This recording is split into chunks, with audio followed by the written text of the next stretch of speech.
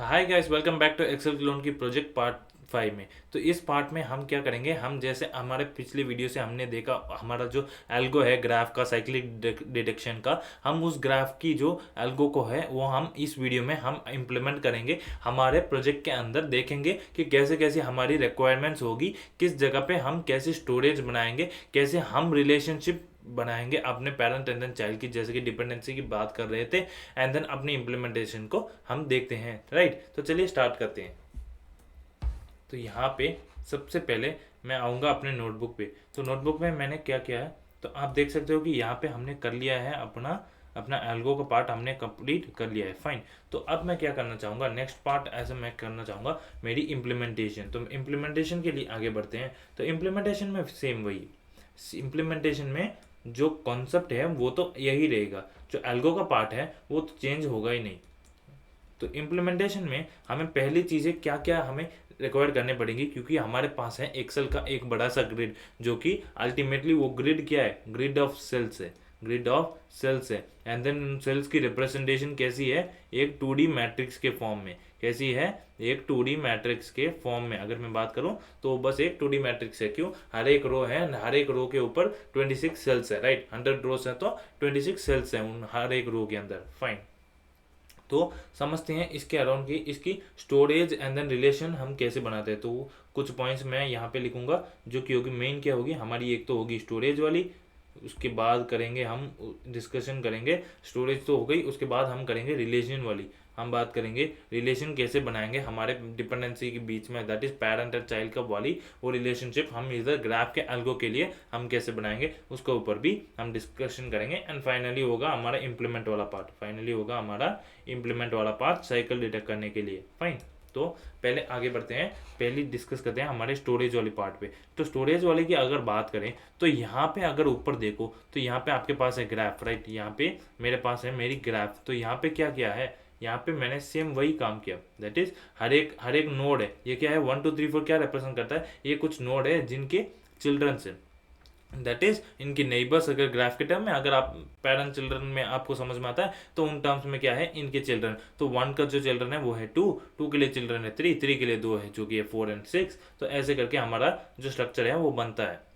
Fine. लेकिन ये क्या है, ये सिर्फ एक 1D एरे है, ये है 1D एरे, क्योंकि जो नोट्स है यहाँ पे 1D एरे के फॉर्म में रिप्रेजेंटेड है। लेकिन हमारे पास क्या है, हमारे पास यहाँ है 2D मैट्रिक्स। तो उसकी स्टोरेज हम कैसे डिसाइड करें, वहाँ पे तो स्टोरेज सिर्फ एक एरे से बन गया था, लेकिन यहाँ पे मैं क्या करूँ स्टोरेज डिफाइन करने के लिए, यहाँ पे एक एरे से उसने रिलेशन भी बना ली। यहाँ पे देखोगे तो आपके पास स्टोरेज क्या है, इस जगह पे अगर फोकस करो तो आपकी स्टोरेज है, आपकी इस ग्राफ के लिए स्टोरेज क्या है, 1D की एरे। यहाँ है स्टोरेज जो है वो है 1D की एरे। एंड देन दूसरी अगर आप रिलेशन बात करोगे, रिलेशन भी आपको नीचे दिख ही रहा है कि हर एक पास पेरेंट चाइल्ड का रिलेशन है, कि 1 के पास कौन से नोड, कौन से जो डिपेंडेंसी है, 1 के पास 2 की है, 2 के पास 3 की है। जैसे आप यहाँ पे स्ट्रक्चर में देखो सेम वही पॉइंट है, जैसे 3 के पास 4 एंड 6 है, आप यहाँ पे स्ट्रक्चर में देख के वेरीफाई कर सकते हो। राइट, तो ऐसे ही हमें यहाँ भी कुछ करना पड़ेगा। यहाँ पे अगर मैट्रिक्स है 2D का, फिर हमारा स्टोरेज भी कैसा होगा, स्टोरेज भी ऑफ कोर्स हमारा 2D का ही होगा। एंड देन रिलेशन कैसा होगा, रिलेशन तो वहाँ पे पेरेंट चाइल्ड का था, तो यहाँ भी कुछ कॉन्सेप्ट तो बदलेंगे नहीं, तो यहाँ पे भी पेरेंट चाइल्ड का ही रिलेशनशिप रहेगा। एंड देन हमारा इम्प्लीमेंटेशन पार्ट फाइनली हम कर देंगे। फाइन, ये तो हो गई हाई लेवल की बातें कि हम 2D मैट्रिक्स यूज करेंगे, and then again parent child की रिलेशनशिप होगी। थोड़ा डेप्थ में जाके काम करते हैं कि कैसे कैसे हम चीज़ों को करने वाले हैं। राइट, तो फर्स्ट थिंग फर्स्ट हम बात करते हैं स्टोरेज के ऊपर। तो स्टोरेज के लिए मैं क्या करूँगा, यहाँ पे लिखता हूँ अपनी पहली पॉइंट जो कि है मेरी स्टोरेज। यहाँ पे मेरी है स्टोरेज। अगर स्टोरेज की बात करूँ तो मैं पहली चीज मैंने कह दिया कि ओपनली कह दिया कि 2D मैट्रिक्स, वहाँ पे 2D array 2D 1D array थी तो उसके रिक्वायरमेंट सबसे 1D एरे, यहाँ पे 2D मैट्रिक्स की है रिक्वायरमेंट तो 2D मैट्रिक्स डाल दिया। ठीक है, बना लेते हैं अपनी 2D मैट्रिक्स, कोई दिक्कत नहीं है मुझे। यहाँ से लेके यहाँ तक आ गई अपनी 2D मैट्रिक्स। फाइन। यहाँ पे क्या होंगी, यहाँ पे काफ़ी सारी रोज होंगी, यहाँ पे काफ़ी सारी रोज होंगी, कहाँ से लेके कहाँ तक, ये चलती जाएगी बॉटम मोस्ट एंड तक। ऑलमोस्ट हमारी रोज कितनी, हमारे ग्रिड की कितनी रोज है, 1 से लेके 2 करके 3 करके ऐसे ऐसे करके हमारे पास ऑलमोस्ट 100 रोज है, राइट। वैसे ही अगर हम बात करें कॉलम की, तो कॉलम में मैं क्या करता था, जैसे कि हमने सेल प्रॉपर्टीज में क्या की थी, सेल प्रॉपर्टीज में हमने इस जगह पे डाल दिया था ऑब्जेक्ट्स, सेल प्रॉपर्टीज में हमने इस जगह पे डाल दिया था ऑब्जेक्ट, लेकिन यहाँ पे ये नहीं करेंगे। यहाँ पे हम क्या करेंगे, बस एक छोटी सी चेंज है कि हम ऑब्जेक्ट्स के जगह डालेंगे एरेस, ऑब्जेक्ट्स के जगह अगेन हम डाल देंगे एरेस ही, ऑब्जेक्ट के जगह यहाँ पे एरेस डाल देंगे, और फिर ये यहाँ से लेके यहाँ तक ऐसे ऐसे सभी में अपने एरेस जो है पड़ी रहेगी। 1 से लेके हमारी एरे क्या थी, 2 3 4 ऐसे करते करते करते हमारे 26 थी। क्यों 26 क्यों थी, 26 का क्या कारण है, क्योंकि हमारे पास 26 अल्फाबेट्स थे, राइट। तो सिमिलरली वैसा ही कुछ, तो इसको हटाते हैं, इसको हटाया, फाइन। तो हमारे पास यहाँ पे भी 26 करके कुछ सेल्स होंगी, राइट। तो 26 सेल्स के लिए हमें अब डिसाइड करना पड़ेगा।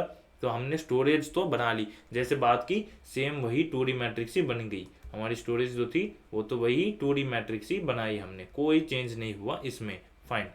ये पॉइंट हो गया क्लियर मेरा स्टोरेज वाला, स्टोरेज वाला जो पॉइंट है मेरा ये हो चुका है क्लियर।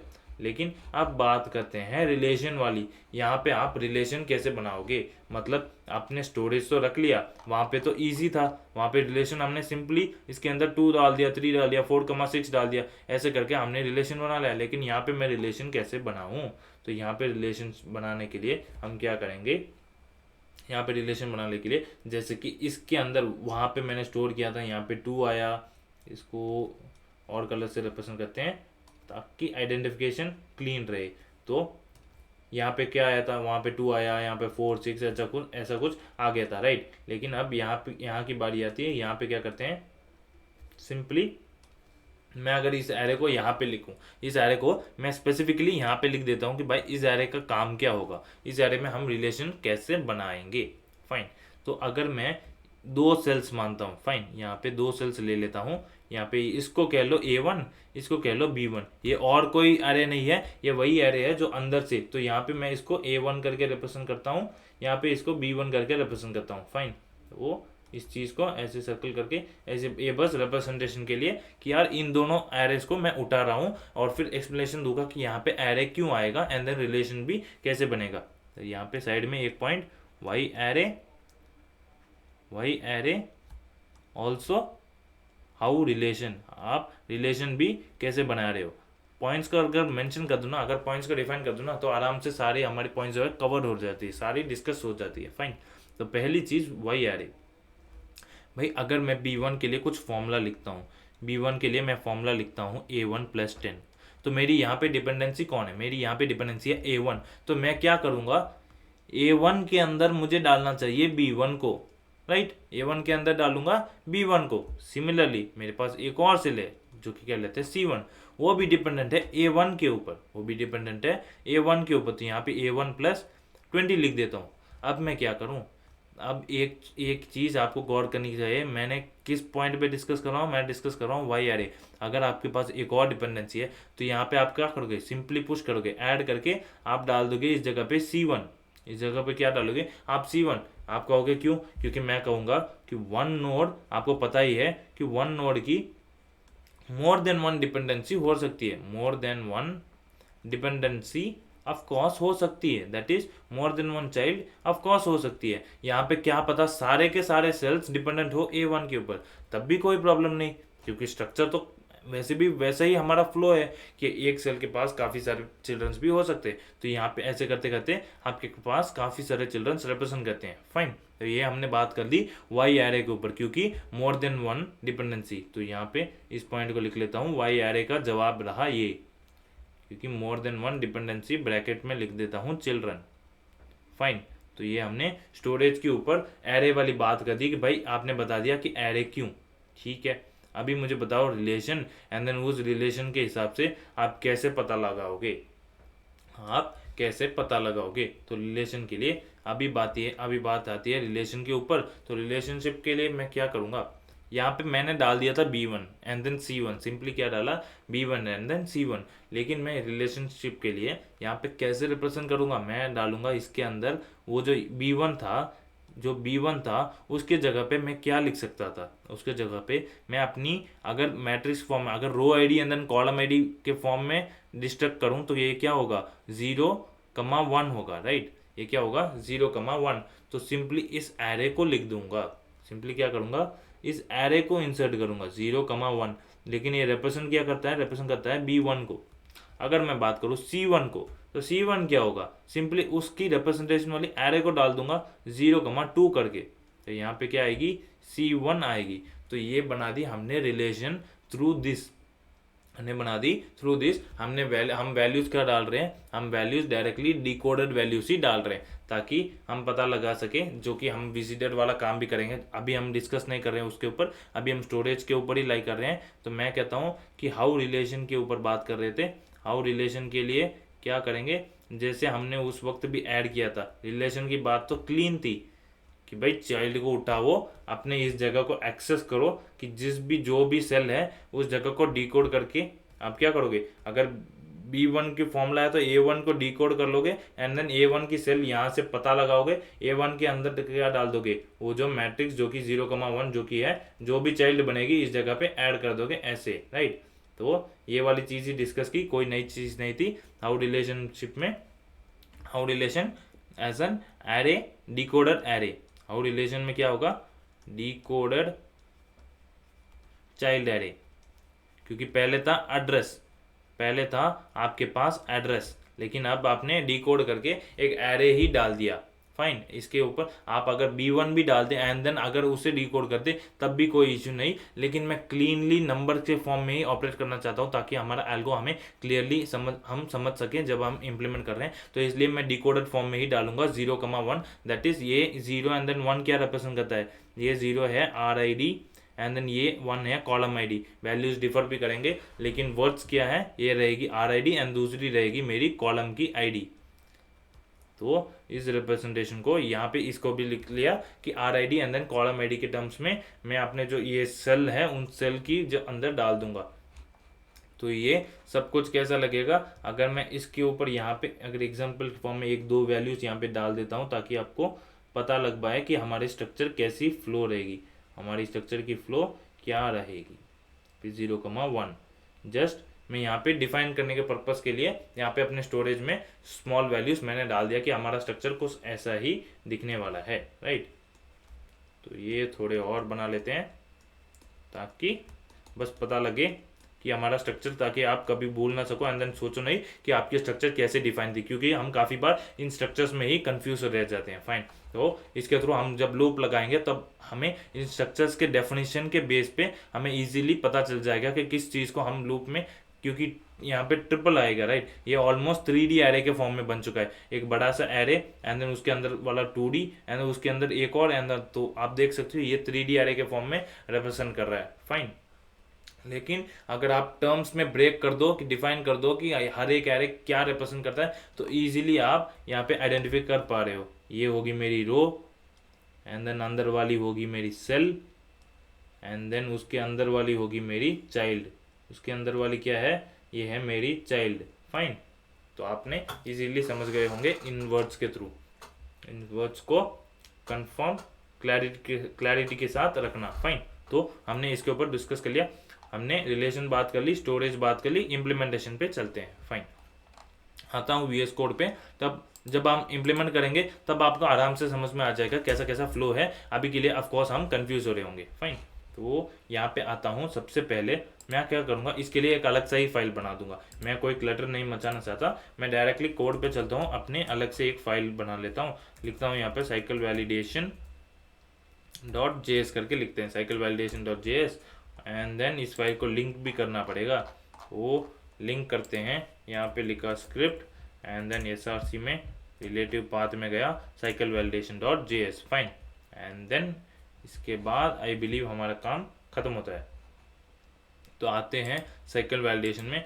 फर्स्ट चीज़ फर्स्ट क्या थी, हम बात कर रहे थे अपने स्टोरेज के लिए, हम बात कर रहे थे फर्स्ट थिंग फर्स्ट स्टोरेज के ऊपर। तो स्टोरेज के लिए मैं क्या करूँगा, यहाँ पे लिखूंगा एक ग्राफ की कंपोनेंट मैट्रिक्स वेरिएबल दे दूंगा, graph component matrix, graph component matrix. पहली चीज़ मुझे क्या चाहिए, पहले मुझे सबसे फर्स्ट मुझे एक 2D का मैट्रिक्स चाहिए ही चाहिए। जो मेरी रिप्रेजेंटेशन थी यूआई पे, जो कि 2D वाली जो 100 रोज एंड देन 26 सेल्स थे, वो वाली रिप्रेजेंटेशन तो मुझे फर्स्ट लानी है। तो उसी को करते हैं। तो उस रिप्रेजेंटेशन के लिए क्या करेंगे, हम फॉर लूप लगाएंगे। पहले let I is equal to 0, बिना सोचते हुए 2D मैट्रिक्स वाली रिप्रेजेंटेशन तो फर्स्ट लानी ही है। फाइन, उसके बाद डिस्कस करेंगे उसके अंदर के अंदर कि क्यों की बात, वाई की बात भी हम ऑफकोर्स हर पल डिस्कस करते रहेंगे। देन आएगी columns and then j plus plus कर दिया। फाइन, जे को प्लस प्लस कर दिया, ये वेरिएबल कॉलम्स आएगी, यहाँ पे लिख दिया मैंने कॉलम्स। ग्रेट।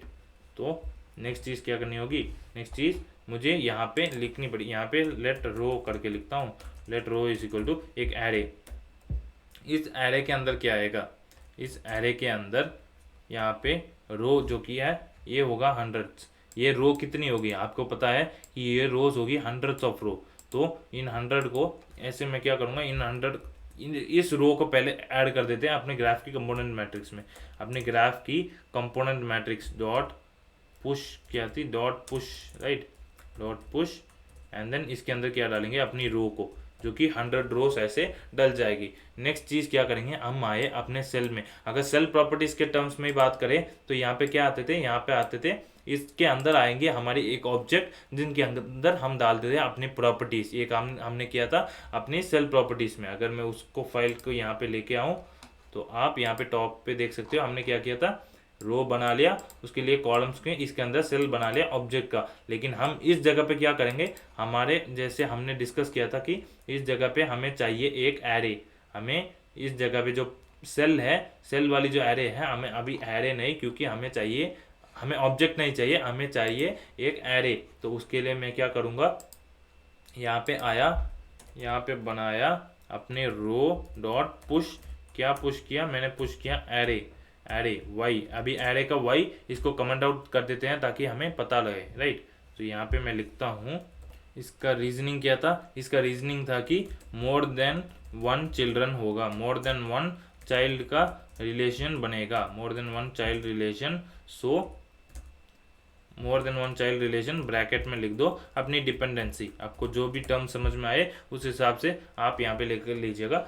रीजन यहाँ पे थी वाई एरे लिख लेता हूँ, हर टर्म समझ में आना चाहिए। फाइन, तो कमेंटिंग इस तरह से करो ताकि हर टर्म समझ में आए। तो वाई एरे का यूज केस था कि मोर देन 1 चाइल्ड का रिलेशनशिप बनेगा, तो इसलिए मैं उसके अंदर अगर मैंने यहाँ पे बना दिया एरे, तो यहाँ पे मैं काफ़ी सारे अपने जो चिल्ड्रन है उसे मैं डाल पाऊंगा एकदम पे। फाइन, तो यहाँ पे ये हमारी जो 2D मैट्रिक्स हमें बनानी थी वो हमने बना ली। स्टोरेज पे यहाँ पे लिख देते हैं 2D मैट्रिक्स, जो कि बेसिक थी वो तो कर ही रहे हैं। फाइन, ये थी बेसिक, यहाँ पे बेसिक नीडेड लिख रहे हैं। लेकिन आगे जाके क्योंकि हम और भी एक सेट पुश करेंगे, इसके अंदर चाइल्ड कैसे पुश करेंगे, चाइल्ड रिप्रेजेंटेशन होगी हमारी, चाइल्ड रिप्रेजेंटेशन कैसी होगी हमारी, चाइल्ड रिप्रेजेंटेशन होगी in the form of decoded, address को डिकोड करके, that is row ID and then column ID के फॉर्म में रहेगी। इसलिए यहाँ पे ये अभी के लिए 2D मैट्रिक्स के टर्म में डिफाइंड है, लेकिन जैसे ही वो आएगा चाइल्ड को एंटर करेंगे तब वो 3D जैसे लगेगी। लेकिन हमें सिर्फ इन टर्म्स को याद रखना है, हमें उस चीज़ को ध्यान रखने की कोई ज़रूरत नहीं है। फाइन, तो हमारे टर्म्स के हिसाब से क्या है, ये थी एक रो एंड देन रो के अंदर हम डालेंगे सेल जो कि होगी एरे, उसके अंदर हम डालेंगे अपने चिल्ड्रन जो कि होंगे एरे। बट मुझे बस टर्म्स पे विश्वास है, मुझे इसके अंदर डीप नहीं जाना, मुझे बस टर्म्स के हिसाब से ही काम करना है। फाइन, ताकि आपको भी क्लैरिटी रहे। फाइन, नेक्स्ट चीज़ क्या करेंगे, नेक्स्ट हम बनाएंगे रिलेशन। रिलेशन कहाँ पे बनेगा, अब ये पॉइंट डिस्कस करते हैं कि आपकी रिलेशन जो है वो कहाँ पे बनेगी। अगर मैं आपको बताऊं तो रिलेशन बनती थी हमारे फॉर्मूला में, जब हम फॉर्मूला एंटर करते थे तभी हमारी पेरेंट एंड देन जो चाइल्ड जो डिपेंडेंसी वाली चीज़ थी तभी बनती थी। तो हमें क्या करना पड़ेगा, हमें हमारी डिपेंडेंसी भी इसी पॉइंट ऑफ व्यू से इस जगह पे ही ऐड करना पड़ेगा। डिपेंडेंसी वाली जो रिलेशन है हमें इसी जगह पे बनानी पड़ेगी, दैट इज हमें यहीं पे डिकोड करना पड़ेगा एड्रेस को in the form of R I D, row I D and then column I D and then उसके अंदर उसको एक एरे सेट में डाल के अपनी पेरेंट की अप्रोप्रिएट लोकेशन में हम डाल देंगे। फाइन, तो यहाँ पे मैं एक फंक्शन लिखता हूँ। यहाँ पे रिलेशन बनाने के लिए मैं क्या लिखूंगा, एक simple function add child to to graph component लिख देते हैं, ग्राफ कंपोनेंट लिखते हैं एंड देन यहाँ पे आया हमारा फंक्शन। फाइन, इस फंक्शन में मैं क्या पास करूंगा, ऑफ कोर्स इस फंक्शन की नीड क्या है, क्योंकि हम एवेलुएट कर रहे हैं उसको अपने इनपुट, अपने जो फॉर्मूला है उसके थ्रू, तो फॉर्मूला के थ्रू तो मुझे चाहिए होगा, फॉर्मूला के थ्रू ही मैं डिपेंडेंसी को आइडेंटिफाई कर पाऊंगा। नेक्स्ट चीज मैं लूंगा एड्रेस। एड्रेस किस चीज का होगा, एड्रेस होगा मेरा चाइल्ड एड्रेस, एड्रेस होगा मेरा खुद का करंट जो कि है चाइल्ड एड्रेस, उसको क्योंकि उसी को डिकोड करके अपने पेरेंट के अंदर डालना है, तो फॉर्मूला के थ्रू अचीव होगा पेरेंट का जो डिकोड एंड देन चाइल्ड के एड्रेस के थ्रू होगा चाइल्ड वाले डिटेल्स का डिकोड। फाइन, सिंपल पॉइंट है, इसको समझ गए। फाइन, नेक्स्ट आते हैं हमारी जो यहाँ पे सेल्फ प्रॉपर्टीज को भी ले लेते हैं। वो फंक्शन क्या था हमारी, डिकोड करने की क्या फंक्शन थी, यहाँ पे सेल्फ प्रॉपर्टीज में नीचे लिखा होगा, फंक्शन का नाम था हमारी decode RID CID address. Fine, इसको यूज़ किया मैंने, आया अपने फॉर्मूला पे, इंडेक्स को क्लोज करते हैं एंड देन इस जगह पे आता हूँ, यहाँ पे लिखा है वो फंक्शन, बस कुछ नहीं, उस फंक्शन को डाल दिया एंड देन इसके अंदर अपनी चाइल्ड एड्रेस पास कर दी। चाइल्ड एड्रेस पास करने से क्या होगा, मेरा डिकोड होके मेरे हाथ में क्या आ जाएगा, मेरे हाथ में आ जाएगा मेरा RID जो कि है चाइल्ड का रो ID एंड देन चाइल्ड का कॉलम ID, चाइल्ड का कॉलम ID। तो ये डिकोड सक्सेसफुल रहा। नेक्स्ट मुझे क्या करना पड़ेगा, अपने पेरेंट के थ्रू मुझे अपनी जो फॉर्मूला है उसके थ्रू मुझे डिकोड करना पड़ेगा अपने पेरेंट के डिटेल्स। तो सेम हम कैसे डिकोड करते थे, फॉर्मूला को एवेल्युएट करने वाला वही लॉजिक रहेगा। यहाँ पे लिखते हैं, यहाँ पे लिखा मैंने लेट लिख के इसको ऊपर कर लेते हैं, लेट लिखा, let I is equal to 0। उससे पहले हम क्या करते थे, उस फॉर्मूला को एनकोड करते थे, राइट, एनकोडेड वाले फॉर्मूला को यहाँ पे लिखा, लेट, ये ऊपर किया, लेट एनकोडेड, लूप से पहले ये पार्ट हम करते थे, let encoded formula is equal to, क्या किया हमने, फॉर्मूला डॉट स्प्लिट मार दिया, क्योंकि हमारी जो फॉर्मूला है वो है स्पेस सेपरेटेड, फॉर्मूला को स्प्लिट मारा, फॉर लूप किया, फॉर लूप कहाँ से कहाँ तक, I से लेके एनकोडेड फॉर्मूला डॉट लेंथ तक and then I plus plus कर दिया। फाइन, I प्लस प्लस किया, तो इस लूप को मैं अभी चलाता हूँ। अभी इसमें क्या आएगा, मुझे लेना पड़ेगा, इसके अंदर डिपेंडेंसी भी आएगी, राइट, ABCD वही तो हमें चाहिए। तो उसके लिए मैं क्या लिखूंगा, हम जैसे करते थे ASCII वैल्यू, हम सेम ASCII वैल्यू लॉजिक करेंगे। ASCII वैल्यू लिखा यहाँ पे, उसके बाद क्या करूँगा, एनकोडेड फॉर्मूला ऑफ I, हर एक वैल्यू को उठाया, उसके अंदर कैर कोडेड निकाला, कैर कोडेड 0 पे, अगर उसकी ASCII वैल्यू रेंज करती है 65 से लेके, अगर रेंज करती है 65 से लेके 90 तक, ASCII value is less then और इक्वल टू 90, तब क्या है, तब वो कोई डिपेंडेंसी वाली एड्रेस वाली चीज़ है, तो ये होगी मेरी पेरेंट वाली एड्रेस। तो उस केस में मैं क्या करूँगा, उस चीज़ को डिकोड करूँगा। तो उसके लिए मैं क्या करूँगा, यहाँ पे एनकोडेड फॉर्मूला ऑफ I, ये होगी मेरी पेरेंट वाली एड्रेस। फाइन, इसे कैसे मैं डिकोड करूँगा, सेम डिकोड RID CID वाली एड्रेस, वही फंक्शन यूज़ किया मैंने, यहाँ पे डाला, इसको मैंने इस फंक्शन को कॉल किया, ये फंक्शन मुझे क्या देगा, ये फंक्शन मुझे देगा लेट इज इक्वल टू, यहाँ पे देगा, क्या देगा मुझे, पेरेंट की row ID and then parent की column ID, parent row ID and then parent की कॉलम ID। तो ये मेरे पास डिकोड हो चुका है। नेक्स्ट स्टेप क्या करना है, मेरे पास चिल्ड्रन है जो कि डिकोडेड फॉर्म में, पेरेंट है डिकोडेड फॉर्म में, पेरेंट के डिकोड के थ्रू हमने बात की थी।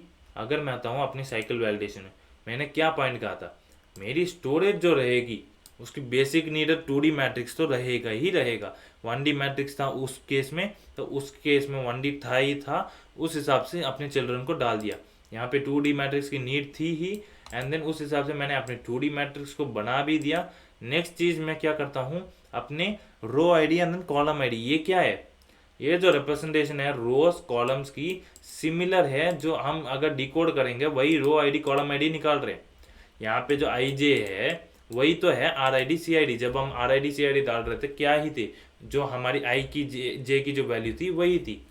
तो सेम मैं उसके थ्रू यहाँ से क्या लूँगा, क्या लूँगा, मैं अपनी सेल जो करेक्ट पोजीशन है, सेल जो कि मेरी पेरेंट है, जो कि मेरी पेरेंट है। अगर मैं यहाँ पे आता हूँ फॉर्मूला, तो फॉर्मूला में जैसे हमने एक फॉर्मूला कहा था B1 के लिए मैं क्या लिखूंगा, A1 + 10, ठीक है। तो फिर इस केस में मैंने A1 को डिकोड कर लिया एंड देन A1 की डिकोड क्या आती है, 0,0 आती है। तो पैरेंट रो आईडी कॉलम आईडी क्या आती है 0,0। तो मैं क्या करूंगा, इस ग्राफ में जो इस मैट्रिक्स में जाके इसमें ढूंढूंगा 0,0 वाली सेल को लूंगा, जो कि होगी मेरी एरे, जो कि होगी ये एरे। ये जो एरे होगी ये मुझे रिप्रेजेंट करेगी। तो इसके अंदर मुझे पुश करना है क्या, अपने चिल्ड्रन, क्योंकि ये क्या करता है, ये एरे किस लिए है, more than one child relation बनाने के लिए। तो इस एरे के अंदर मैं पुश कर दूंगा अपने चाइल्ड के डिटेल्स। तो लिखते हैं यहाँ पे ग्राफ कंपोनेंट मैट्रिक्स ऑफ क्या आएगी, PRID and then PCID।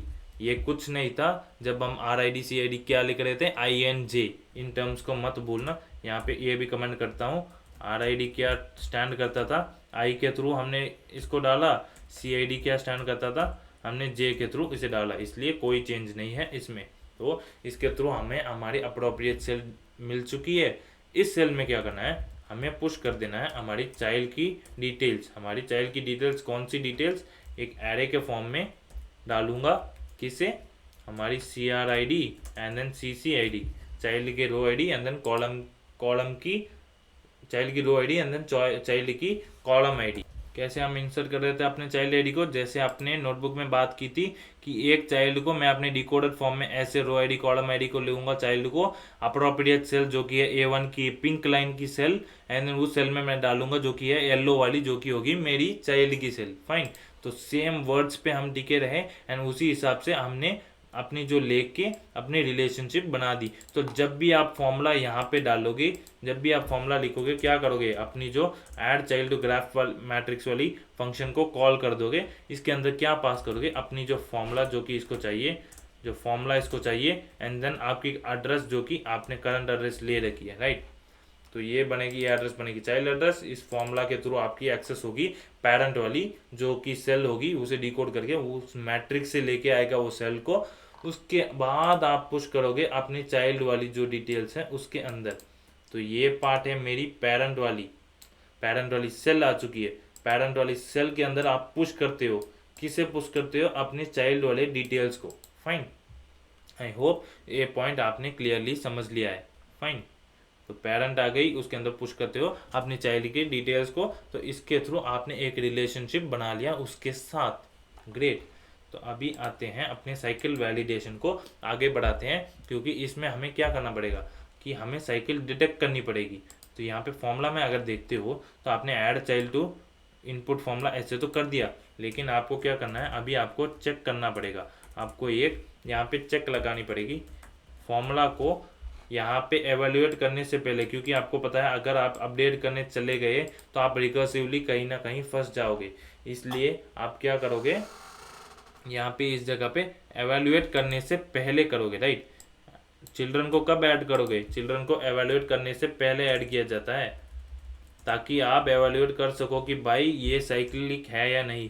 Check formula is cyclic और not, then only evaluate. Fine. अगर तो यहाँ पे आया साइक्लिक वैलिडेशन में, यहाँ पे मेरे पास एक फंक्शन, साइक्लिक वैलिडेशन में कुछ नहीं करूँगा, सिंपल सा एक फंक्शन लिख दूंगा। ये फंक्शन का काम क्या होगा, ये नेमिंग दे देता हूँ, इस ग्राफ साइक्लिक। इसका काम सिर्फ एक ही है कि ये मुझे बुलियन में एक वैल्यू रिटर्न करके देगा, जो कि कहेगा कि भाई अगर ट्रू है तो क्या होगा, आपकी जो ग्राफ है वो है साइकिल, आपकी जो रिलेशन फॉर्मूला की रिलेशन बनी थी उसमें साइकिल है, आपकी जो ग्राफ, आपकी जो मैट्रिक, आपकी जो सेल्स है, आपकी जो एक्सेल की जो सेल्स हैं उनमें साइकिल है। ट्रू डिनोट करेगा साइकिल। तो ये फंक्शन को यहाँ पे मैं लिखता हूँ, true denotes cycle, vice versa में फॉल्स, ऑपोजिट में फॉल्स कहेगा नॉट साइक्लिक। फाइन, ये टर्म्स को डिफाइन कर दिया।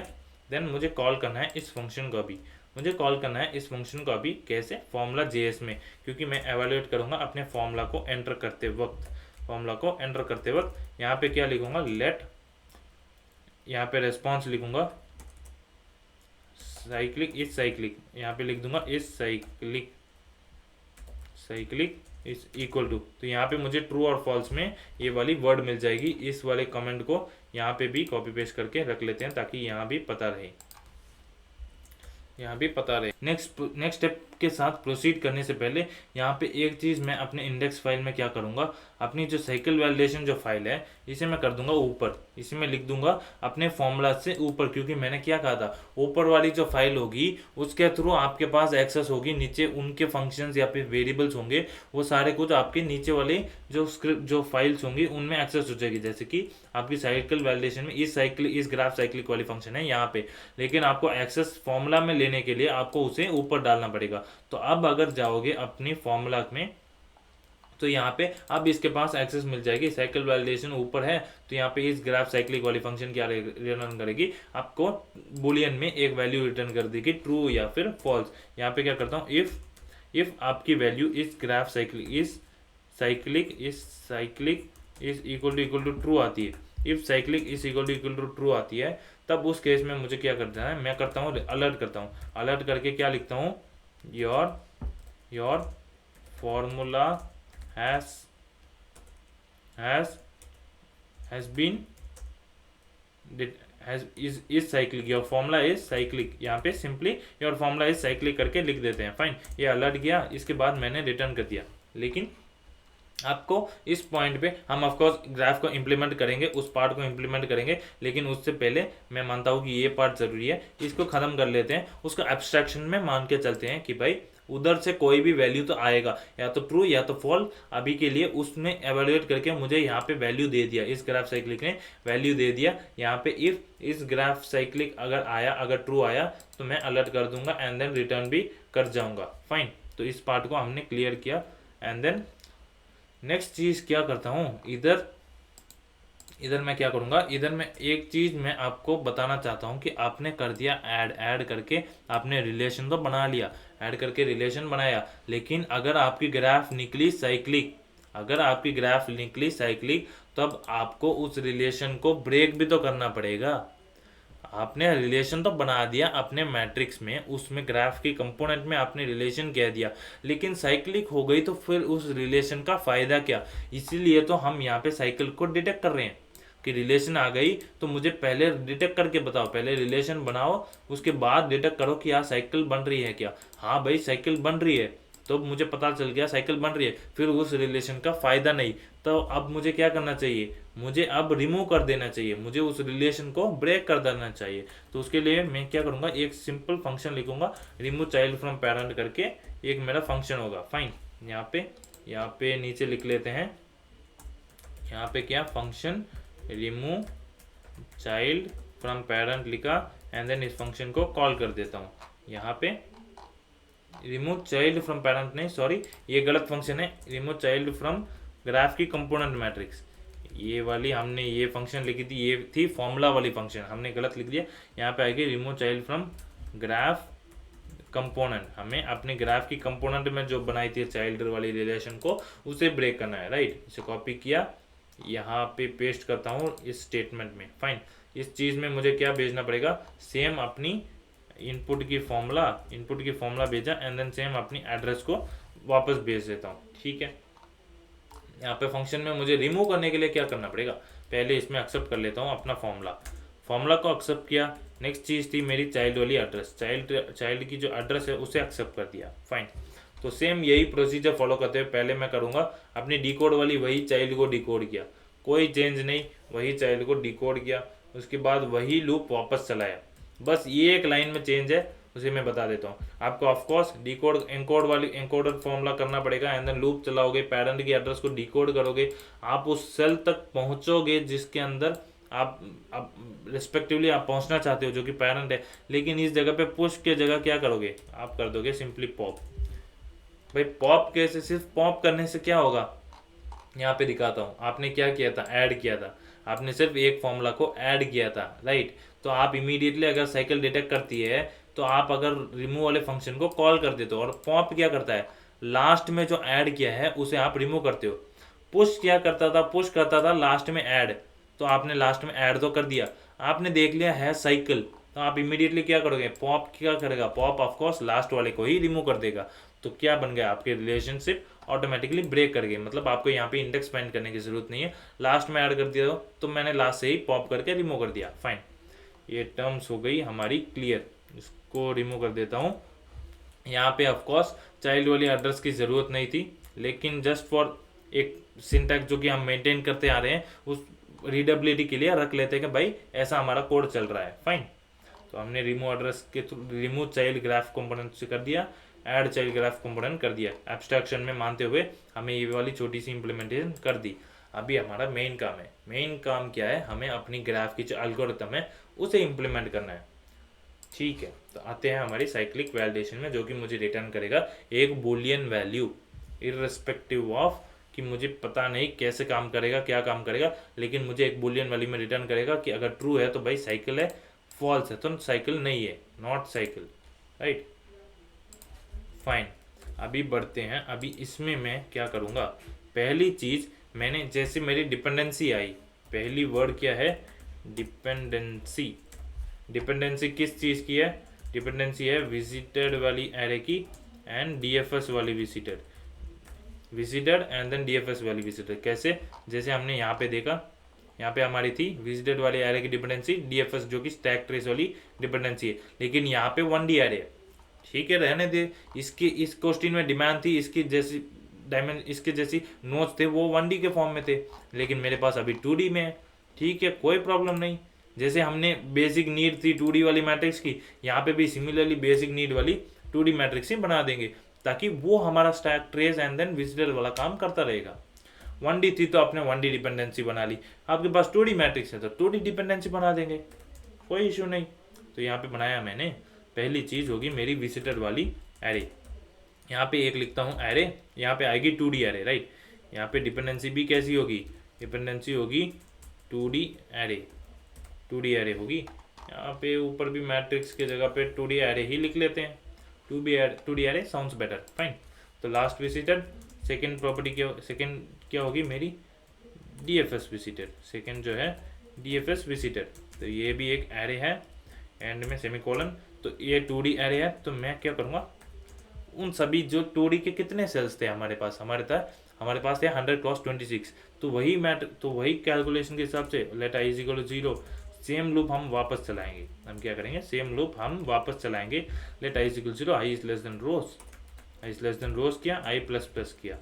नेक्स्ट चीज़ क्या करेंगे, for let J is equal to 0, J is less than, यहाँ पे J is equal to 0, J is less than columns, जो डायमेंशन है वही हम कर रहे हैं, हमने कोई एडिशनल चीज़ अभी तक परफॉर्म नहीं की, बस हमने स्टोरेज बनाई थी, उसके डिपेंडेंसी हम अभी लिख रहे हैं। राइट, कोई डिफरेंस नहीं है, जैसे बात की थी एल्गो की वही पैटर्न फॉलो होगा। फाइन, तो यहाँ पे क्या पुश करूँगा, एक एरे, 2D एरे है तो क्या पुश होगा, ऑफकोर्स एक empty array, and then DFS visited में क्या डालेगा, डीएफएस विजिटेड में डाला जाएगा एक एम्प्टी एरे, डीएफएस विजिटेड में अगेन हम डाल देंगे एक एम्प्टी एरे।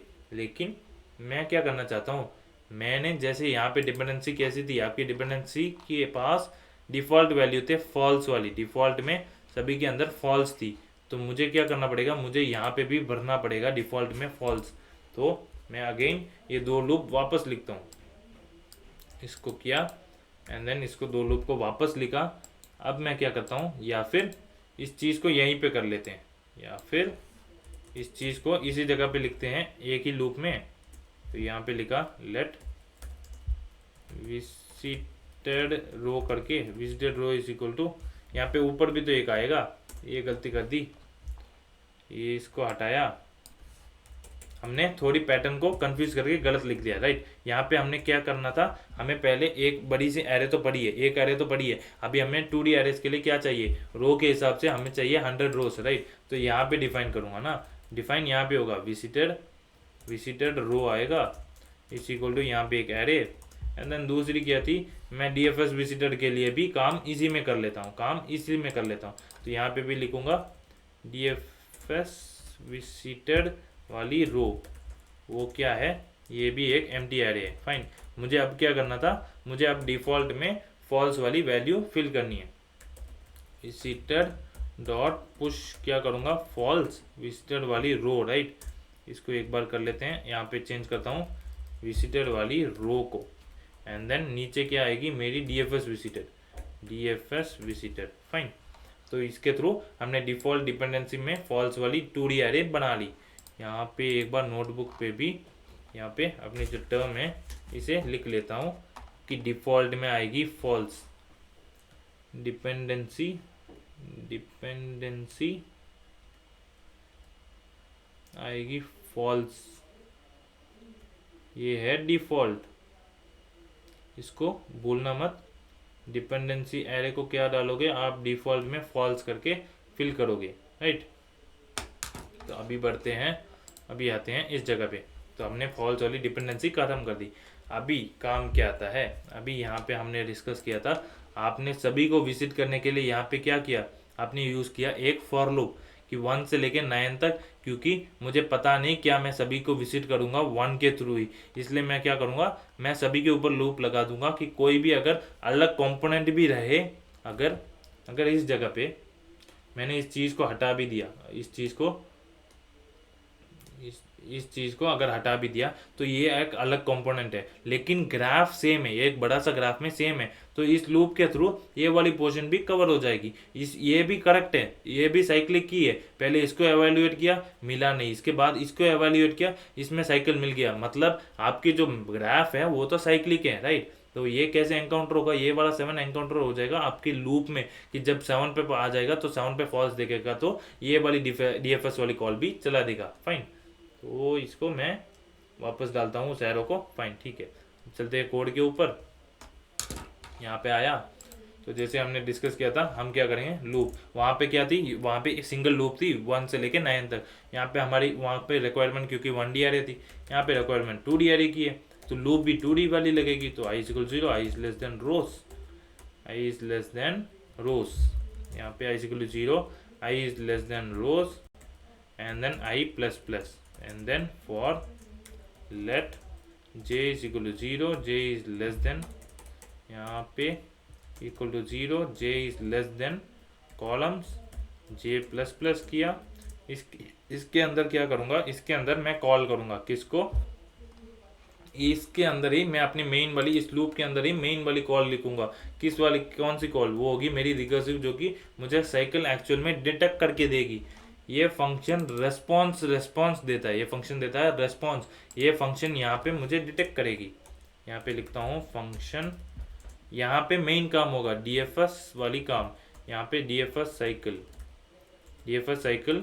डिटेक्शन, यहाँ पे होगा मेन काम, जो कि रिकर्सिवली मुझे हर एक पे चेक लगाते हुए मुझे कुछ एक रिप्लाई देगा, दैट इज मुझे यहाँ पे रेस्पॉन्स मिल जाएगा इस जगह पे।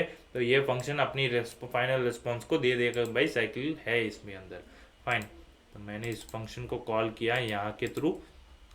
इधर कॉल करते वक्त आप अपने पैरामीटर्स क्या क्या पास करोगे, पहली पैरामीटर होगी मेरी ग्राफ वाली कंपोनेंट मैट्रिक्स, जो कि मुझे इस फंक्शन के अंदर भी पास कर देनी चाहिए थी।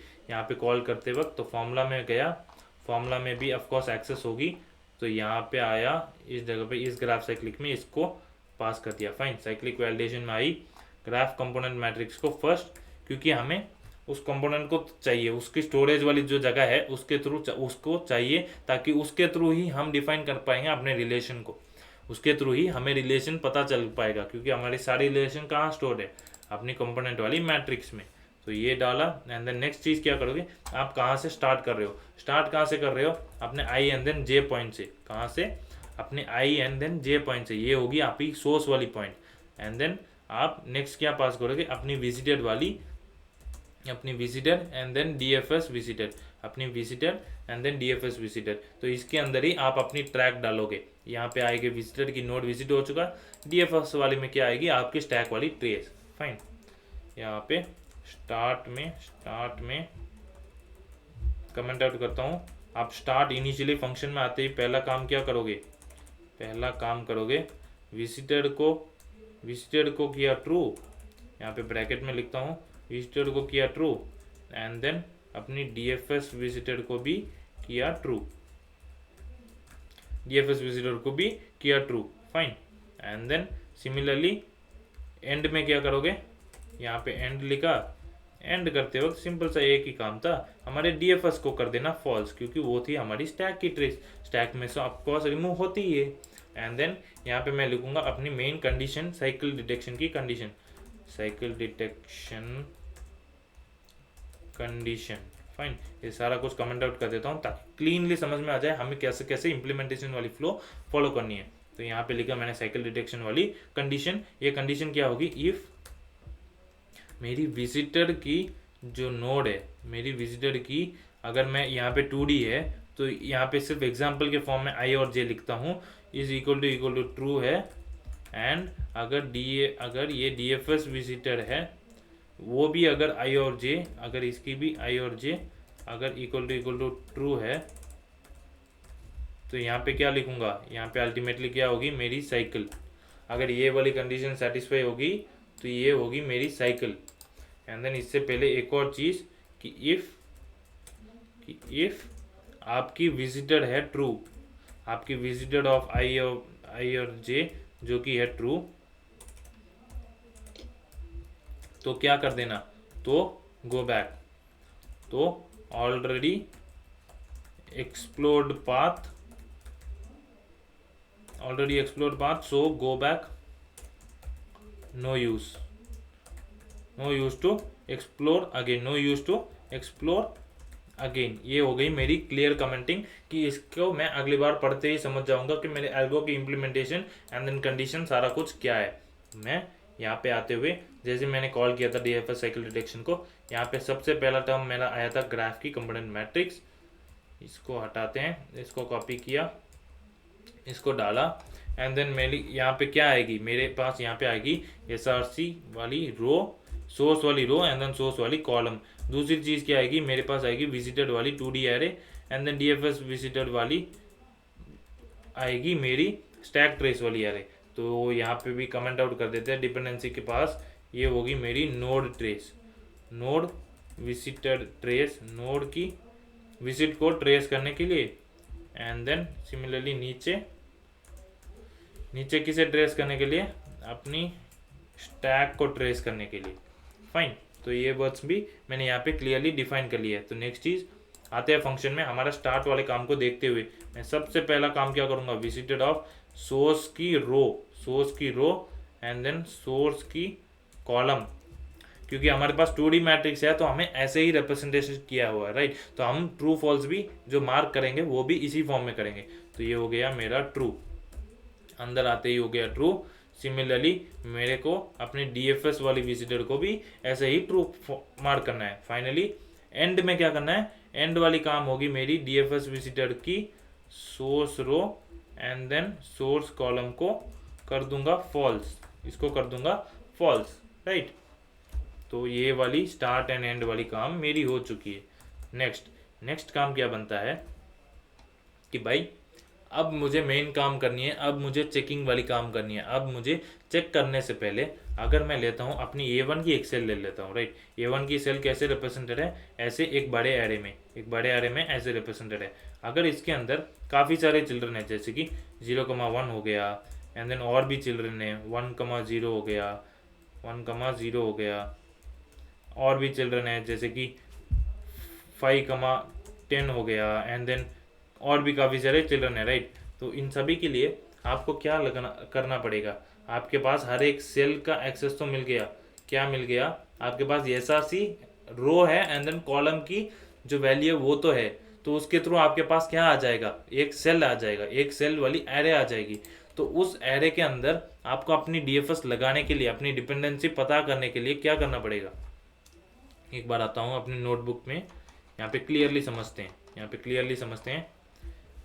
मेरे पास आ गई ये वाली सेल, कौन सी सेल, ये जो सेल है सोर्स रो से क्या होगा, सोर्स रो से मुझे ये रो वाली पार्ट मिल जाएगी। सोर्स कॉलम से क्या होगा, यहाँ पे जाके ये कॉलम वाली सेल मिल जाएगी। तो मेरे पास अध्ययन ये पिंक वाली सेल मेरे पास एक्सेस रहेगी जिसके अंदर सारे मेरे चिल्ड्रन वाले डिटेल्स पड़े रहेंगे। यहाँ पे मेरे पास है एरे, इसके अंदर क्या है, मेरे पास काफ़ी सारे चिल्ड्रंस हैं, 0,1,10 हो गया, फाइन, 5,0, 10,5, ऐसे काफ़ी सारे मेरे पास पड़े हुए हैं। ऐसे काफ़ी सारे मोर देन 1 डिपेंडेंसी वाले चिल्ड्रन मेरे पास पड़े हुए हैं। तो इनके ऊपर मुझे क्या काम करना है, हर एक सेल के ऊपर, जैसे मैं हर एक सेल के ऊपर लूप तो लगा रहा हूँ, ऐसे काफ़ी सारे बड़े सेल्स हैं, राइट। ऐसे हमारे पास 1 से लेके 26 तक जाते हैं, हमारे 26 तक सेल्स जाते हैं, फाइन। तो ऐसे, लेकिन ऐसे रोज भी कैसे हैं, रोज भी 1 to लेके 100 तक हैं, जो कि बड़े वाले रोज कवर कर रहे हैं। मैं इन बड़े टर्म्स में अभी बात नहीं करना चाहता हूँ, मैं तो बस आपको दिखाने के लिए कि भाई इस वाली रिप्रेजेंटेशन को आप समझ लो एक बार। फाइन, तो ये आपने समझ लिया। तो मैं अभी रहता हूँ सिर्फ आपने एग्जाम्पल के लिए एक सोर्स रो एंड एक कॉलम के थ्रू आपने इस वाली सेल को एक्सेस कर लिया, आपने इस वाली सेल को एक्सेस कर लिया। इसके अंदर आप क्या काम करोगे, इसके अंदर आप ऑफकोर्स अपनी लूप लगाओगे, फॉर लूप लगाओगे। क्यों? क्योंकि आपको हर एक चिल्ड्रन के ऊपर पता लगाना है कि हर एक चिल्ड्रन के थ्रू आपकी कितनी जो है डीएफएस जाएगी। फाइन, अगर ये था मेरा A1, इसके अंदर ये क्या रिप्रेजेंट है, ये होगा B1, C1, D1, E1, ऐसा कुछ भी कह सकता हूँ। ऐसा मैं कुछ भी एक रैंडम रिप्रेजेंटेशन 5, 10 ले लो, 2 ले लो, फाइन। तो ऐसे एक रिप्रेजेंटेशन रहेगी जो कि जाके अगर मैं A1 के ऊपर कॉल लगा के कहता हूँ कि यार B1 के पास जाओ, B1 के और भी, तो B1 के पास गया तो B1 का सेल एक्सेस हो जाएगा। B1 के कुछ ऐसा लॉजिक लिखूंगा कि B1 के सेल के पास अगर A1 से लेके मैंने गया B1 पे, तो B1 के पास अपनी सेल होगी, तो मैं B1 के सेल एक्सेस करके इसके अंदर के चिल्ड्रंस के ऊपर लूप लगाऊंगा, तो ये अपनी चिल्ड्रंस की लूप लगाएगा। मान लो इसके पास है 3 चिल्ड्रन, तो ये वहां पे ऐसे जाएगा 1 by 1 करके जाएगा। तो ये हो गई मेरी E5 ले लो, तो E5 के पास 2 चिल्ड्रन है, तो ऐसे करके और भी अंदर जाएगा। तो ऐसे करके 1 by 1 आपको लूप लगाते हुए सभी डिटेक्ट करते हुए पता लग जाएगा, राइट। तो अपनी यहाँ पे क्या करना पड़ेगा, अपने चिल्ड्रंस कई हो सकते हैं, तो आपको सिंपली यहाँ पे फर्स्ट चीज क्या करनी पड़ेगी, आपको लूप लगानी पड़ेगी। Let i is equal to 0, i is less than किसके ऊपर, पहले मुझे अपने सेल को एक्सेस करने दो। कौन सी सेल, जो कि है मेरे सोर्स रो सोर्स कॉलम की पास की हुई, तो इसके पास source row and then next आएगी आपकी सोर्स वाली कॉलम, एंड देन यहाँ पे लिख दूंगा डॉट लेंथ लिखा, i प्लस प्लस किया यहाँ पे, या फिर मैं i की जगह चाइल्ड लिख देता हूँ, i की जगह चाइल्ड लिख देता हूँ, या फिर चिल्ड्रन बेटर साउंड करता है, चिल्ड्रन लिखा मैंने, यहाँ पे भी चिल्ड्रन को प्लस प्लस किया, क्योंकि ये है मेरी सेल, ये रिप्रेजेंट करेंगे मेरी सेल, इसके अंदर के मुझे लेनी है अपनी चिल्ड्रन। तो यहाँ पे मैं क्या लिखूंगा, यहाँ पे लिखूंगा ग्राफ कंपोनेंट मैट्रिक्स की सोर्स रो एंड देन यहाँ पे सोर्स की कॉलम एंड देन इसके अंदर की चिल्ड्रन, ऐसे करके हर एक चिल्ड्रन मेरे पास एक्सेस मिलती जाएगी। उससे मुझे क्या मिलेगा, अगर मैं उसकी डिस्ट्रक्चरिंग करूं, मुझे उसकी डिकोडर वैल्यू में डेटा पड़ी है, वो जो चाइल्ड है, जो डिपेंडेंसी है, उसके मेरे पास डेटा कैसे पड़ी है, row ID and then column ID के टर्म्स में। तो यहाँ पे क्या लिखूंगा, उस चाइल्ड की row ID and then child की कॉलम आईडी। ये मैंने डिस्ट्रक्ट कर लिया, सेल के अंदर हर एक चाइल्ड को उतारा, हर एक चाइल्ड में क्या होगा, उसका data column row ID and then column ID. अब मुझे आगे जाते हुए क्या परफॉर्म करना है, आगे जाते हुए मुझे चेक करना है। सबसे पहले चेक क्या करूंगा कि क्या मेरी विजिटर, क्योंकि मुझे अगर विजिटर है तो मुझे उस पर नहीं जाना, तो मैं पहले ही चेक लगा लूंगा, अगर माई विजिटेड ऑफ चाइल्ड की row ID and then column की एंड देन चाइल्ड की कॉलम आईडी, जिसे मैं विजिट करने वाला हूँ, क्योंकि ये मेरी चाइल्ड है, राइट। तो मुझे डीएफएस में जा रहा हूँ, तो सबसे पहले मैं चाइल्ड पे जाऊंगा एंड देन उसके चाइल्ड पे, ऐसे करके आगे आगे चलता जाऊंगा। तो जब मैं चाइल्ड पे ट्रैवल करने वाला हूँ, उससे पहले मुझे चेक करना पड़ेगा कि चाइल्ड फॉल्स है या नहीं, चाइल्ड पे जा सकता हूँ या नहीं। अगर ये फॉल्स है तो क्या करना, अगर ये फॉल्स है तो सिंपली क्या करोगे, आप कॉल तो लगाओगे। सिंपली क्या करोगे, भाई ये वाला रास्ता मैंने एक्सप्लोर नहीं किया, ये फॉल्स है, मतलब मैं इसके अंदर जाके एक्सप्लोर कर सकता हूँ। तो अभी मैं क्या करूँगा, यहाँ पे लिखूंगा दोबारा अपनी डीएफएस साइकिल डिटेक्शन वाली कॉल एंड देन इसके अंदर क्या पास करूँगा, graph component matrix storage relation वाली तो वही है, उसे तो पास करना ही पड़ेगा। दूसरी चीज़ यहाँ पे पास कर दूंगा, यहाँ पे चाइल्ड की row ID and then child की कॉलम आईडी, जो कि आगे जाके कॉल में क्या बनेगी, ये आगे वाली कॉल में जाके यहाँ पे सोर्स रो अंदर सोर्स कॉलम नई वाली बन जाएगी।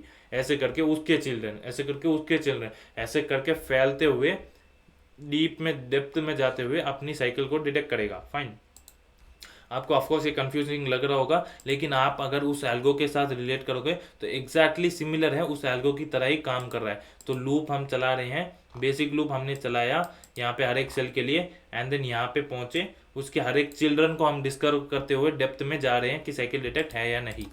फिर इसके बाद और भी क्या पास करेंगे, अपनी विजिटेड वाली एरे को भी पास करेंगे। एंड देन आ गई अपनी डीएफएस वाली, ये डीएफएस विजिटेड को भी मैंने पास कर दिया। यहाँ पे क्या आएगा, यहाँ पे जैसे कि मैंने बताया कि ये फंक्शन भी क्या रिटर्न करता है, इस फंक्शन की रिटर्न वैल्यू भी है बूलियन, रिटर्न वैल्यू है बूलियन। यहाँ पे रिटर्न करता हूँ ट्रू और फॉल्स।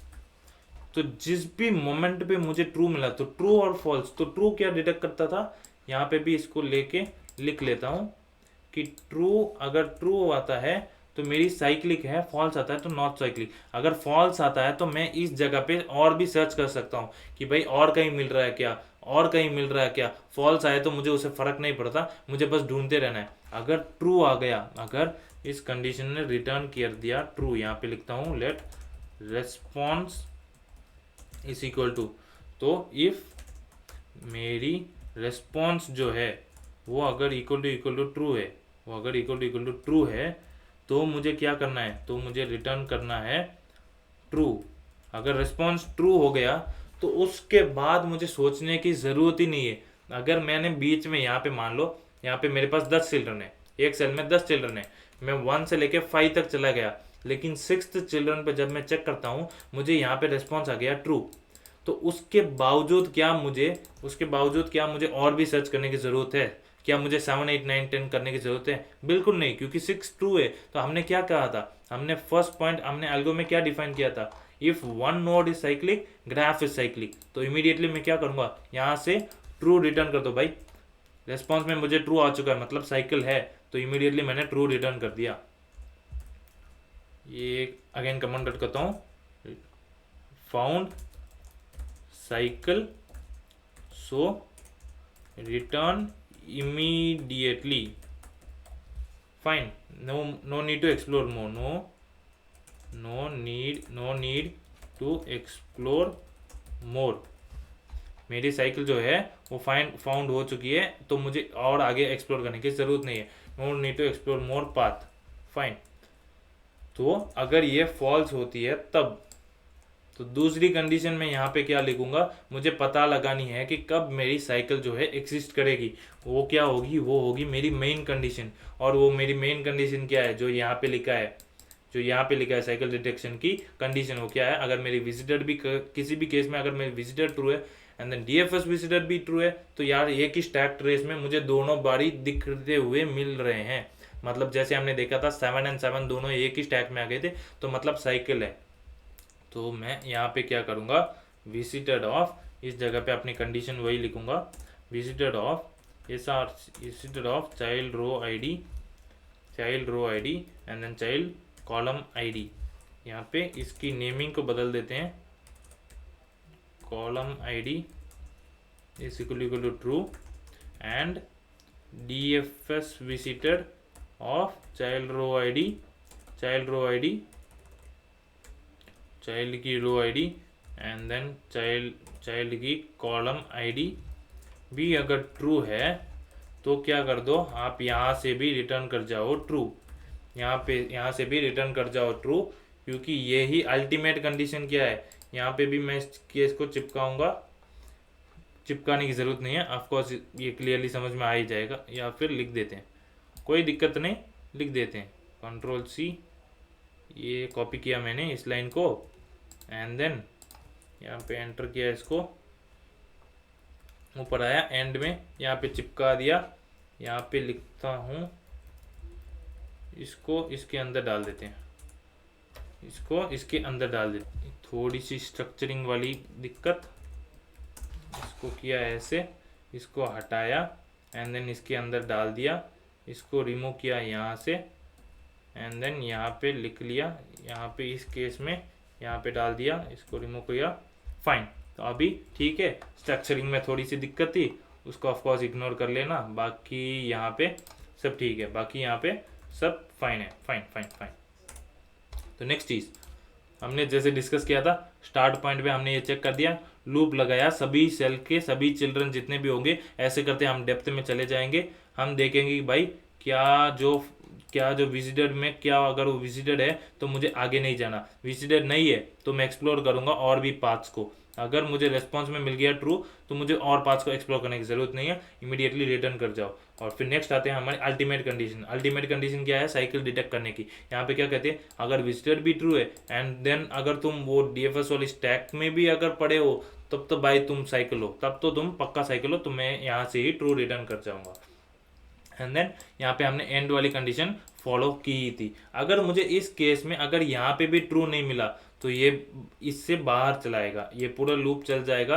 अगर मुझे इसमें कहीं भी इसका ये वाली केस जो है अंदर वाली ट्रू वाली केस एनकाउंटर नहीं हुई तो एक केस में यहाँ से इस लूप के थ्रू बाहर आ जाएगा, राइट। तो उस केस में बाहर आने के बाद मुझे क्या करना है, मुझे रिटर्न करना है फॉल्स, क्योंकि मुझे कोई भी साइकिल अब तक नहीं मिला। फॉल्स करूंगा कि ये क्या मीन करेगा कि मुझे अब तक कोई भी साइकिल जो है नहीं मिला। फाइन। यहाँ पे एक और चीज़, अगर आप चाहो तो विजिटर जो है ये वाली पॉइंट यहाँ पे हटा सकते हो। क्यों? क्योंकि ये वाली पॉइंट जो है मैंने पहले भी ऊपर लिख लिया। कैसे? यहाँ पे मैंने क्या लिखा, visitor of column and child की कॉलम एंड रो वाली जो वैल्यू है अगर वो फॉल्स होती है तभी अगर जाएगा, अगर ये ट्रू है तो ये केस एनकाउंटर नहीं करेगा एंड देन इधर भी ऑफकोर्स ट्रू ही रह जाएगा। तो यहाँ पे वो कंडीशन सेटिस्फाई हो चुकी, ये ट्रू है। तो मुझे बस अब ये केस चेक, एक केस चेक करना है जो कि है क्या डीएफएस भी ट्रू है, तो मतलब भाई साइकिल है तो चले जाओ। अगर आप चाहते हो तो इस वाले केस को रहने दो ताकि एक क्लैरिटी रहेगी कि ये वाली केस किस लिए है, ये वाली केस किस लिए। फाइन। यहाँ पे आप चाहते हो तो आप इस चीज़ को बदल सकते हो, यहाँ पे नेमिंग थोड़ी सी बदल देते हैं, सोर्स और नेबर के टर्म्स में बात करते हैं। तो यहाँ पे लिखा मैंने नेबर वाली रो एंड देन यहाँ पे लिखा नेबर वाली कॉलम, ताकि समझ में आए, क्योंकि ग्राफ की जब हम लिखते हैं हमारी कोड वो इस ऑर्डर में ही फॉलो होती है, राइट। यहाँ पे लिखा ये, यहाँ पे ये बदल दिया, यहाँ पे इसको बदला एंड देन नेक्स्ट आई हमारी कॉलम वाली बात, इधर भी कॉलम बदलिया, चाइल्ड की कॉलम बदली, इसको उठाया, इधर प्लेस किया, इधर प्लेस किया, कॉलम बदला। फाइन। अभी मेरे ख्याल से सारा कुछ क्लियर है, सेटल्ड है। ग्रेट। तो अभी मेरे ख्याल से यहाँ से एक वैल्यू आ जाएगी, या तो ट्रू आएगी या तो फॉल्स आ जाएगी उसके बिहेवियर पे। यहाँ पे मेरे पास इस जगह पे रिस्पॉन्स आएगा, लेट रिस्पॉन्स यहाँ पे भी आ जाएगा। यहाँ पे कुछ फाइनल रिस्पॉन्स आता है, हर एक सेल के थ्रू डिटेक्ट करेगा, हर एक सेल में क्या भाई क्या रिस्पॉन्स आया है देखता है। तो अगर इस जगह पे इफ रेस्पॉन्स आता है आपका true, if response is equal to true, तो क्या कर जाओ, रिटर्न ट्रू कर जाओ, रिटर्न ट्रू कर जाओ। तो मतलब यहाँ पे आपकी साइकिल जो है डिटेक्ट हो चुकी है। अगेन मैं इस सेम वाले स्टेटमेंट को यहाँ पे लिखूंगा ताकि यहाँ पे भी मैं भूलो ना कि ये किस लिए है, क्या है। फाइनली अगर आपको कभी भी ये वाली जो कंडीशन है एनकाउंटर नहीं होती, आप क्या करोगे, बाय डिफॉल्ट यहाँ से रिटर्न कर जाओगे फॉल्स करके एक स्टेटमेंट। फाइन। तो अभी मेरे ख्याल से हमारा जो ग्राफ का जो इम्प्लीमेंटेशन पार्ट था वो यहाँ पे क्लीनली हमारे कोड के टर्म्स में दिख रहा है। पहले स्टोरेज लिया रैंडम 2D का, उसके अंदर यहाँ पे वो आरए का डिस्कस किया, वाई का मोर देन वन डिपेंडेंसी है चाइल्ड का, इसलिए चाइल्ड की वाली इस ग्राफ जो है साइक्लिक है उसके ऊपर डिस्कस किया, डिपेंडेंसी बनाई एंड देन हमने कॉल की स्टार्ट की हर एक सेल में, हर एक सेल के थ्रू जाके देखो क्या है। उसके बाद चलाया अपनी जो मेन वाली डीएफएस साइकिल डिटेक्शन है जो सारा काम करेगी, जिसमें हमने स्टार्ट एंड देन एंड का काम किया। उसके बाद हमने लूप लगाया सभी चिल्ड्रन के ऊपर, एक सेल की हर एक चिल्ड्रन के ऊपर। डीएफएस में गए, यहाँ पे नेबर की रो एंड देन जो अगली हमारी चाइल्ड बनेगी जो कि उसकी रो एंड कॉलम उठाया। विजिटर में चेक किया, अगर विजिटर नहीं है तो आगे बढ़ाओ एंड देन चेक करो कि भाई और पाथ में क्या साइकिल मिलता है। अगर मिलता है तो भाई अगर साइकिल मिल गया तो ट्रू रिटर्न कर दो, नहीं तो अगर इस कंडीशन में आओ मेन कंडीशन में चेक करो, विजिटर भी ट्रू है, स्टैक में भी अगर ट्रेस मिल रहा है तब तो पक्का साइकिल है, रिटर्न कर जाओ ट्रू। फाइन। ये वाली जो हमने डिस्कस की थी ये एकदम परफेक्ट है। फाइन। तो अभी आते हैं हमारे फॉर्मूला वाले पार्ट में। यहाँ पे हमने यहाँ पे एब्स्ट्रैक्शन के ऊपर काम किया, रिलेशन बनाया, अगर ट्रू आता है तो अलर्ट कर दियो एंड देन रिमूव भी कर दियो अगर आ गया तो, एंड उसके बाद रिटर्न कर जाओ। एवेल्यूएट करने की कोई ज़रूरत नहीं, यूज़र नया फॉर्मूला भेजेगा उसके बाद ही मैं ऐड करके रिलेशन वगैरह सारा कुछ करूँगा। फाइन। तो मेरे ख्याल से हम सारा कोड लिख चुके हैं। तो इसको एक बार खोलते हैं एंड देन इसको ट्राई करके देखते हैं। ओपन विथ लाइव सर्वर किया, खोला अपने एक्सेल को यहाँ पे फॉर्मूला एंटर करना स्टार्ट करते हैं, देखते हैं साइकिल बनता है या नहीं। एग्जाम्पल केस में क्या लूंगा, यहाँ पे ए एंड देन बी, इस दोनों के बीच में साइक्लिक वाला खेल खेलूंगा। शॉर्ट एग्जाम्पल लेते हैं ताकि इमीडिएटली समझ में आ जाए, रिस्पॉन्स मिल जाए। यहाँ पे किया एक रैंडम सा वैल्यू 10, अभी के लिए हार्डकोर किया 10, B1 पे आया, यहाँ पे फॉर्मूला डाला, क्या फॉर्मूला आएगा, यहाँ पे A1 प्लस 10 करा, डिपेंडेंसी हो गई, एंटर करता हूँ तो कुछ एरर आती है, इंस्पेक्ट करते हैं। कंसोल पे आया, कंसोल क्या कहता है, कंसोल कहता है cannot set properties of undefined setting 0, DFS cycle detection. तो DFS साइकिल डिटेक्शन में कुछ प्रॉब्लम है, तो देखते हैं एक बार दोबारा इस कोड को, आते हैं इसमें DFS साइकिल डिटेक्शन में कहाँ पे प्रॉब्लम हो गई। तो फाइन गाइस, हमारी एरर कुछ यहाँ पे सिली सी है। ये एरर है कि यार मैंने अपने एरे जो है डिपेंडेंसी वाले उससे तो पुश ही नहीं किया, राइट। ये जो विजिटेड वाली रो DFS विजिटेड है, इस वाली रो को, इस एरे को इसके अंदर पुश करना पड़ेगा ना, तभी तो 2D एरे बनेगा। मैंने तो सिर्फ फॉल्स करके उसको छोड़ दिया, फिर कैसे, फिर तो अनडिफाइंड ही आएगा, राइट। तो करते हैं अपने विजिटेड डॉट पुश किया, किसको, इसमें पुश किया विजिटेड रो को, इसमें विजिटेड रो को पुश किया, एंड देन DFS विजिटेड में क्या किया, DFS विजिटेड में पुश किया DFS वाली रो को, DFS विजिटेड में पुश किया DFS विजिटेड वाली रो को। फाइन, तो आई होप कि अब हमने परफेक्टली काम किया। इस एक्स्ट्रा ब्रैकेट को रिमूव कर लेते हैं। फाइन, अभी हम चल के देख लेते हैं। इस जगह पे आया, यहाँ पे इस कोड को वापस से रिलोड करता हूँ, यहाँ पे क्लिक किया, 10 हार्ड कोड किया, एक वैल्यू, शॉर्ट एग्जाम्पल, इसके बीच में ही हम समझेंगे हमारी साइक्लिक वाली एग्जाम्पल। यहाँ पे लिखता हूँ डिपेंडेंसी B1 की है A1 प्लस 10, B1 की है A1 प्लस 10, वैल्यू आया 20, परफेक्ट। अभी अगर मैं जाता हूँ A1 के ऊपर, अगर मैंने A1 को कर दिया B1 प्लस 10, तब मुझे रिस्पॉन्स क्या आना चाहिए, इस साइक्लिक वाला। देखते हैं क्या आता है या नहीं।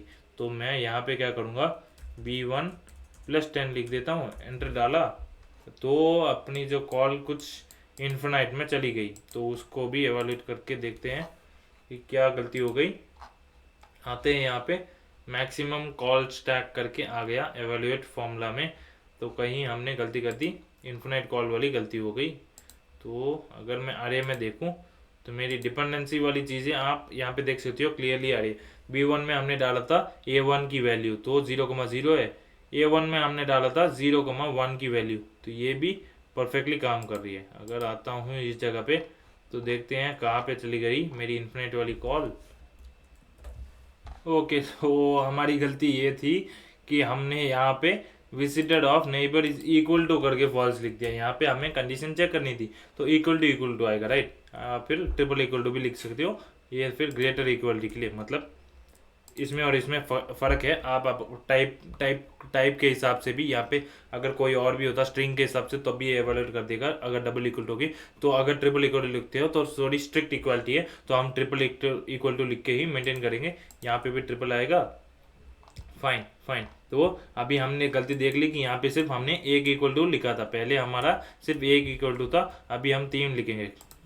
एक इक्वल टू मतलब असाइनमेंट होता है, तो हमें कंडीशन चेक करनी है, राइट। तो इसको मैंने चेंज किया, एंड देन ऑल्सो यहाँ पे भी मुझे एक चेंज दिख रहा है कि हमने यहाँ पे क्या कहा था कि सारे सेल्स को विजिट करते टाइम हम क्या चेक करेंगे कि वो सेल क्या वो विजिटेड है या नहीं, उसके बाद ही मैं उसको कॉल करूँगा। तो यहाँ पे भी मैं कॉल करना भूल गया, तो कॉल कर देते हैं visited of I and J लिखता हूँ, एंड देन इस इक्वल टू फॉल्स है, तभी इसको कॉल करना, राइट। तभी इसको कॉल करना। इनिशियल तो सब कुछ फॉल्स ही है, तो ऑफकोर्स कॉल कर देगा, एंड उसके बाद साइकिल होगा तो पता चल जाएगा। फाइन, तो अगेन हमारे एल्गो को रीआइट्रेट करके बताते हैं। ये हो गया हमारा डिफ़ॉल्ट एक बेसिक सा स्टोरेज डिपेंडेंसी के लिए, ये करेक्ट है, परफेक्ट है। डिपेंडेंसी लिया हमारा stack trace and node visit का, यहाँ पे डिफ़ॉल्ट वैल्यू डाला विजिटेड एंड DFS में।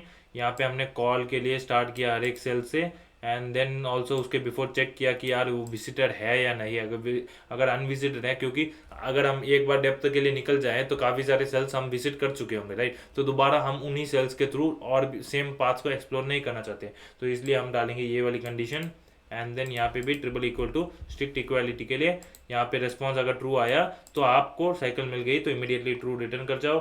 नहीं आया तो घूमते चक्कर खाते हुए लास्ट में आपको फॉल्स मिल रहा है तो आप फॉल्स ही रिटर्न कर जाओ कि भाई साइकिल नहीं है, सही काम कर रहा है। अगर डीएफएस वाली मेन एल्गो, अगर मेन जो रिकर्जन वाली काम है तो स्टार्टिंग वाला काम है, एंड वाला काम है, ठीक है। एंड देन उसके अंदर हमारा लूप सभी चाइल्ड के ऊपर, नेबर वाला काम, विजिटर वाला पहला चेक किया तभी कॉल लगेगा एक्सप्लोर करने के लिए। अगर वो फॉल्स हो जाता है ऊपर वाला कंडीशन तो नीचे हमारा मेन कंडीशन रहेगा साइक्लिक डिटेक्ट करने के लिए। अगर साइक्लिक मिलता है तो इमीडिएटली रिटर्न कर जाओ ट्रू, मिलता है तो रिटर्न कर जाओ ट्रू। अगर कुछ भी नहीं मिलता तो आपको जो लूप के एंड में अगर पूरे ऐसे ही बाहर आओगे तो कंडीशन एनकाउंटर ना करते हुए तो आपको फॉल्स भी रिटर्न करना है। फाइन, तो ये केस हो चुकी है हमारी। अभी हम चलते हैं और देन एक बार रिलोड करके अभी हम इम्प्लीमेंट करके देखते हैं काम करता है नहीं। ऐड हमने परफेक्टली किया, रिमूव भी हमने परफेक्टली रिलेशन को किया। अगर रॉन्ग फॉर्मूला है तो एक बार करके देखते हैं। यहाँ पे A1 प्लस 10 डालता हूँ तो मेरी वैल्यू आ गई 20 एंड देन इधर आया मैं, अभी मेरे ख्याल से इन्फिनाइट कॉल पे नहीं जाएगी। B1 प्लस 10 डालता तो चेक किया मैंने, परफेक्ट, आपके पास अलर्ट आ गया कि यार आपका फॉर्मूला जो है वो साइक्लिक है, ग्रेट।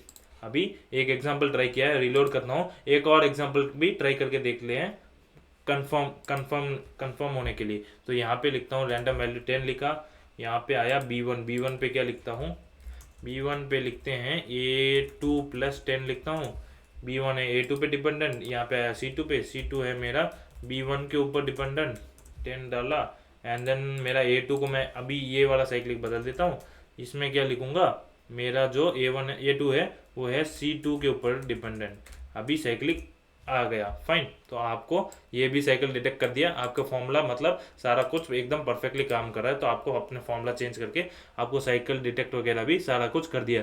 तो हमने हमारी जो पहले वाली एल्गो की बात की थी, हमने एल्गो की डिस्कशन कर दी, उसके ऊपर हमने ड्राई रन करके कोड को समझ लिया कि कैसा हमारा एल्गो काम करता है। उसके बाद हमने अपनी storage relation and then implementation किया, कौन कौन से क्या क्या रिप्रेजेंट करती है, एंड देन उसके हिसाब से हमने हमारी कॉल करके हमारी जो इम्प्लीमेंटेशन है cycle detection in a director graph हमारे एक्सेल में हमने इम्प्लीमेंट कर दिया। फाइन, तो इस वीडियो में इतना ही, मिलते हैं हमारे अगले वीडियो में। Thank you.